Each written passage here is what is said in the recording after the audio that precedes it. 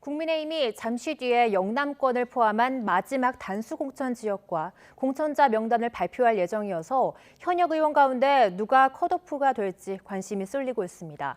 더불어민주당에선 현역 의원 평가 하위 20% 대상자에 대한 개별 통보가 임박하면서 당내 긴장감이 높아지고 있습니다. 국회 연결해 자세히 알아보겠습니다. 이준엽 기자. 네, 국회입니다. 네, 국민의힘이 오늘 마지막 단수공천 명단 발표하죠. 네, 오늘은 특히 대구와 부산 등 여당의 전통적 강세 지역이 대상이라 단수공천에 받지 못한 현역 의원이 얼마나 교체될지에 관심이 쏠립니다. 앞서 국민의힘은 어제 경북 경남 단수공천 명단을 발표했는데 대부분은 현역 의원들로 채웠습니다. 추가 경선 지역도 발표합니다. 어제 단수공천자를 확정지은 영남과 강원, 세종과 대전 지역이 대상입니다. 국민의힘은 앞서 현역 의원의 경우 자체 평가에서 하위 10%에 속한 의원들은 공천 배제하고 하위 10에서 30%에 속한 의원들은 경선에서 감산하기로 정했는데요. 이에 따라 오늘 경선 대상자가 발표되면 자동으로 공천에서 배제되는 하위 10% 현역 의원들의 윤곽도 일부 드러날 것으로 보입니다.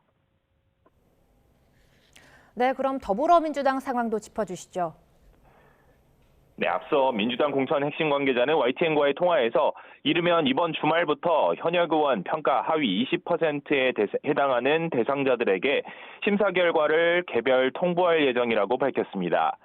대상자들은 경선 불이익이 커서 사실상 공천 배제나 다를 바 없는데요. 명단을 대외적으로 공개하지는 않지만 이번 주 공관위 경선이나 단수 공천 등 발표가 이어지면서 그 윤곽이 차차 드러날 것으로 보입니다. 누가 포함되는지에 따라 계파 갈등이 폭발하거나 제3지대로 이탈하는 현역 의원이 잇따를 수 있습니다. 이런 가운데 민주당의 비례위성정당 창당 협상에서는 소수 정당들과의 의석 배분, 기싸움이 벌어진 것으로 전해졌습니다.